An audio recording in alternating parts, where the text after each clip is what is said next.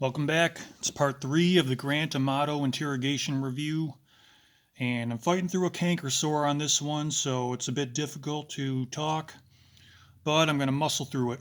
And on the subject of unnecessary annoyances that make life harder than it needs to be, Grant Amato is about to give away where we left off in part 2, the first hint of his motive, because at this point,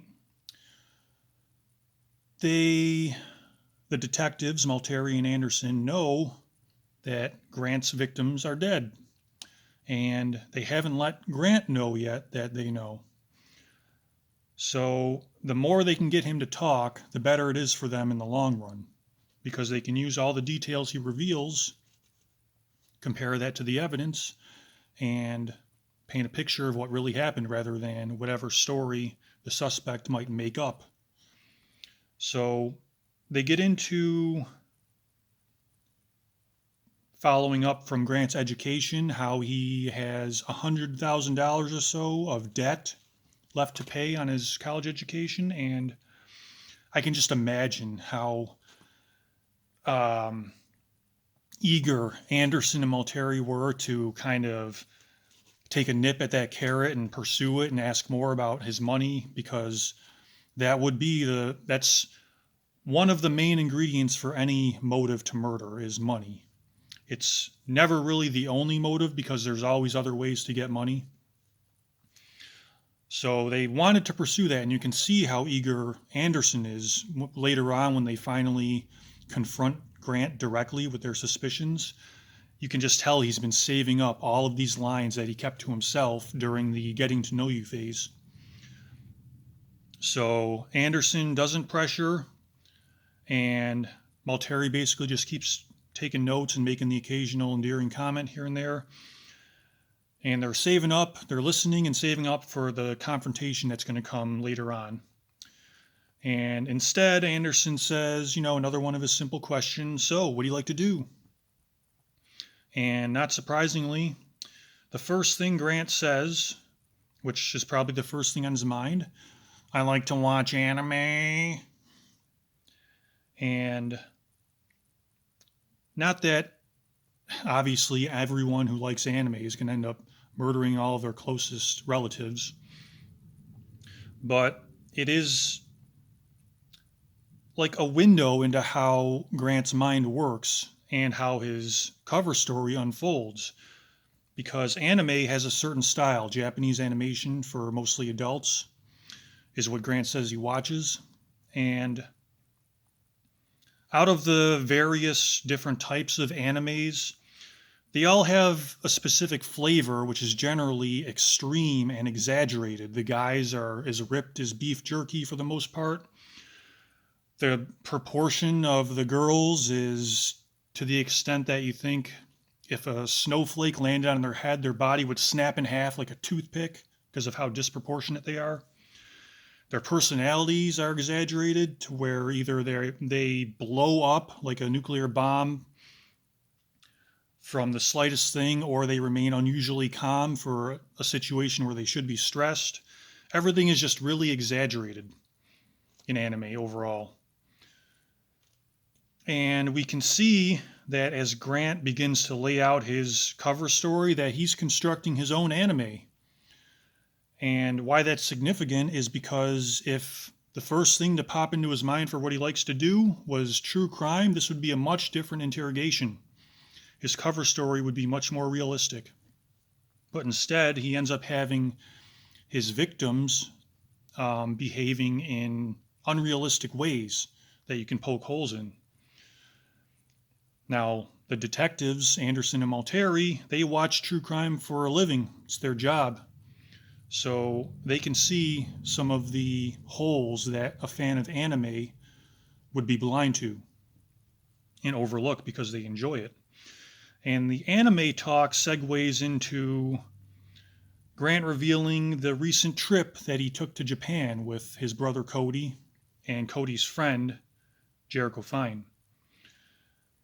And Grant paints this happy picture where they all got along. They got to, because of their they're fans of anime, they kind of wanted to experience the whole Japanese culture, and they went to different restaurants and they were experiencing different things, and it was a dream come true. And Grant says how they were looking forward to having another trip somewhere down the road. And as you've probably guessed by now, after his descriptions of his education and his descriptions of his job performance, Grant is just leaving out a bunch. And for starters, Anderson nibbles at that motive carrot, remember? We can see later on he's eager to kind of get more about that money situation that's behind almost every murder. So his first question to Grant's description of the happy, fun times trip that they hope to do again is, how'd you pay for it? Because of the college debt, how'd you pay for it? And you're out of work, how'd you pay for it? And Grant reveals that it was actually his brother Cody who paid, and how Cody's friend Jericho paid for himself.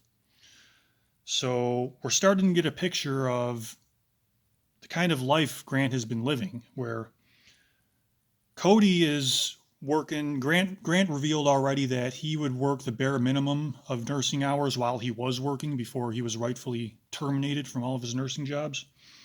And Cody would work the max amount of hours and get overtime and sometimes double time, and still had a circle of friends and still had a girlfriend. So there's no real excuse for Grant. But even so, Cody's friend Jericho worked a lower paying job, like a more menial job, and he could still pay for himself. He still had his own independent life, not living with his parents anymore like Grant. Still had his own circle of friends and his own personal life going on a lower job, and can still pay for a trip to Japan. So Grant's not looking too good in this circle of people. So not only did he get a free trip while out of work for a grand theft charge, instead of feeling like a sense of duty to pay back those who are supporting him during this downtime of his life, Grant just sinks lower. And while they're on this trip, what is revealed in the trial through testimonies, Jericho would say how it was uncomfortable for many times on the trip. It was overall fun, but he would notice that Cody was treating Grant more like he was the parent and Grant was the child, because he would say things like, Grant, here, now, because Grant would be wandering off. And we find out later that Grant was searching for Wi-Fi and trying to get back in touch with his cam girlfriend, Sylvie, because what had to be one of the saddest things that Cody has ever seen in his entire life, other than maybe the final image of seeing Grant shoot him as he came in the door, was when the trip was coming to an end. Like I said, Cody was kind of keeping Grant on a leash, and Cody went into the shower, and it was Grant and Jericho, and Grant said, I'm going to go get something to eat, and left and brought something with him. And Cody started to panic when he saw that Grant was gone. Where did he go? And Jericho told him, so Cody had to go and look. And Cody ended up finding Grant in some kind of a social Wi-Fi hotspot. And he saw him huddled over a tablet, probably with a defeated posture, trying to get that Wi-Fi, trying to contact Sylvie, probably looking pathetic and hunched over, like he just wanted to turn into liquid and pour into the tablet because nothing else in the world mattered to him. He had stolen Jericho's credit card, stolen Cody's tablet, and scurried away to find a hotspot to try to get in touch with Sylvie, his cam girlfriend, who wouldn't talk to him unless he was paying him many, many dollars per minute. And that just had to be the most pathetic thing that Cody ever had to see in his life, and I feel bad for him. His poor brother. So, of course, none of that was mentioned in Grant's version to the detectives in this interrogation. All that had to come out in testimony later on. But then we get to the point of no return in Grant's life, the crotch of the tree where he could have gone towards the branch where he decided, you know what, I've been given a lot of chances by my family, and I need to start earning my way and paying them back, these debts that I owe. You know, I've gotten very lucky and I need to repay that luck with hard work and earn my way through this thing. But instead, unlike doing what any decent person would do, seeing that they've gotten lucky and then starting to earn their way through instead, Grant goes off on the other branch that ends up breaking and destroying everything in his life and the lives of those around him. It's when Grant mentions his dalliance into gamer streaming. Because he was out of work and he had no real friends, he started getting, and he likes computers and he likes playing video games. He wanted to try to, as anyone could these days, just start a streaming channel, start getting paid to stream video games. He would play the video games, and people, anyone who's looking for someone to watch, could pay to watch him play his video games. And he got off to a good start. He got up to, as he says, 30 paid followers. That's pretty good. However, Grant seems to focus on the top streamers because he mentions that how they're younger than him and they're making millions of dollars a year streaming, playing video games. So he's comparing themselves to them, and he's just starting to realize, I think, his place in life. And also the utter inconsequential nature of social media. It's such a tenuous field because every social media job could disappear overnight and nobody's lives would be any worse. Everybody would just do what humans have been doing for the thousands of years before 10 years ago when social media started becoming the thing, and they would find something else to amuse themselves. Literally, someone could push a button to take away every social media job, every gamer, every influencer, and nobody's life would be any worse except for the social media people who would need to find a real job that contributes to society the next day. But as far as everyone else, they would just move on to the next entertainment, the same thing we've been doing for thousands of years. So Grant, as he's streaming in this lonely room all day, every day for weeks on end, I think he's beginning to realize just how meaningless his existence really is. That you could take away if you take away any other menial job that no one wants to do, which is why they get paid for them, garbage removers, food servers, nurses, if you take away any of those jobs, then civilization would take a huge hit and right away. Take away a garbage remover, everyone's life would be worse quickly. Take away all the gaming jobs, no change.